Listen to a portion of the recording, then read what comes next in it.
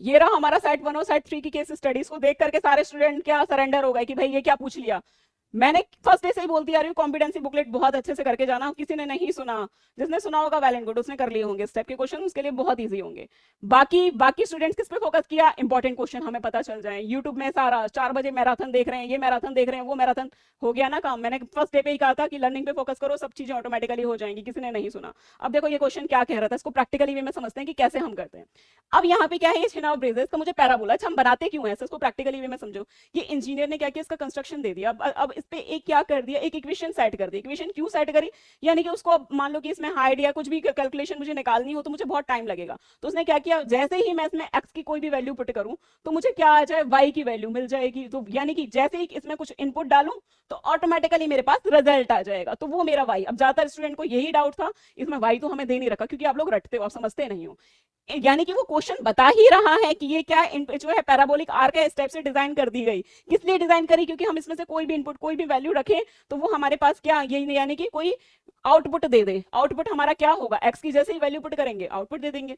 Coordinates of ए के निकालने थे, अब मुझे चाहिए कि दिख ही रहा है ए के कोऑर्डिनेट्स क्या हो जाएंगे, यानी कि एक्स यानी कि वाई एक्सिस पे है लाइन, तो एक्स के 0 हो गए। अब यहाँ पे मुझे क्या करना है, वाई की वैल्यू निकालनी है, तो ऑब्वियस सी बात है एक्स की वैल्यू रखनी पड़ेगी, 0 रख देंगे, आंसर आ गया। बिल्कुल बेसिक क्वेश्चन था। Find the span of arc, span of arc कितना होता है, यानी कि यहाँ की यहाँ से यहाँ तक ये कितना चौड़ा है, यही है हमारे पास। कुछ भी समझ में ना आ रहा, कोई डिस्टेंस फॉर्मूला भी लगाने की जरूरत नहीं थी। एक चीज कॉन्सेप्ट देखो, यहाँ से यहाँ तक की डिस्टेंस कितनी है, यानी कि यहाँ से यहाँ तक ये नेगेटिव आया है, लेकिन डिस्टेंस तो नेगेटिव हम कंसीडर करते नहीं है। ये 238 हो गई, यहाँ तक 238 तक आ गया। अब यहाँ से उसने कितना डिस्टेंस ट्रेवल किया है, 238.5 है, सॉरी 228.5 है, तो यहाँ से 228.5 है, तो इसको ऐड कर दिया तो डायरेक्ट है। इस टाइप के क्वेश्चंस मैंने बता रखे हैं। कभी भी हमारे पास वाई एक्सिस 0 0 आ जाए तो हम डायरेक्ट ही ऐड करते हैं, मैंने शॉर्ट ट्रिक्स में डायरेक्ट है, वीडियो चेक करोगे तो मैंने बता रखी है। तो ये हमारे पास आ गया, अब हमें डिस्टेंस फॉर्मूला की भी जरूरत नहीं पड़ी। 2 मिनट से ज्यादा की केस स्टडी नहीं है ये लोग। अब हमारे पास क्या कह रहा है, right the zero of polynomial using the diagram. Diagram से हमें पॉलिनोमियल बनानी है, यानी कि यहाँ पे एक्स का एक्सिस दे रखा है, यानी कि एक्स की जो वैल्यू होगी वही मेरे पास अल्फा होंगे, यानी कि अल्फा मेरे पास कितने हो गए, ये हो गया। बीटा मेरे पास कितना हो गया, 228.5 हो गया। अब मुझे अल्फा प्लस बीटा यानी कि इन दोनों को ऐड कराना था, और क्या कर देना, इस इक्वेशन के अकॉर्डिंग जो इक्वेशन को दे रहे हैं कि ये सेटिस्फाइड कर रही है कि नहीं, रिलेशन चेक करना था। सेम ऐसे ही अल्फा बीटा सी अपॉन ए पूरा निकाल के भी नहीं आओगे, पुट करके आ जाते ना, तब भी आप लोगों को मार्क्स मिल जाते।